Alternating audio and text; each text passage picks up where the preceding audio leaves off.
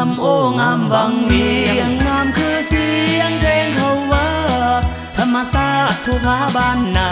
พวงภาษาสร้างเมืองนี้ไว้งามโอ้ภูผาแดงตั้งเป็นแคว้นแห่งวิไลเคียงอยู่คู่ฟ้าอำไพไพได้ไปคงลืมบ่ลง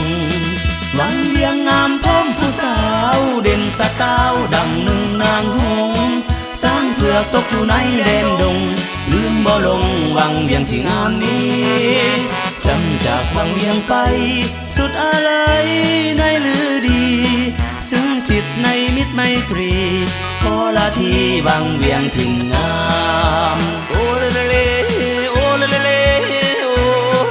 เลเลเฮโอ้เลเลโอ้เลเลโอ้เลเลเลเลเลเลเลโอ้เลเลเลเล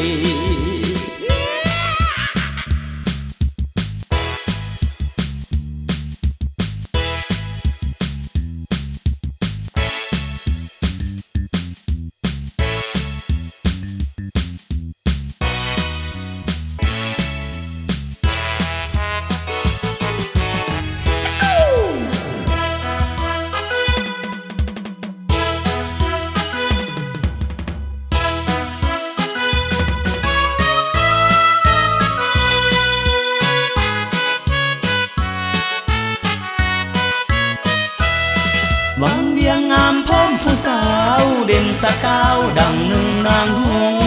สร้างเผือกตกอยู่ในแดนดงลืมบ่ลงวังเวียงที่งามนี้จำจากวังเวียงไปสุดอะไรในลือดีซึ่งจิตในมิตรไมตรีขอลาทีวังเวียงที่งาม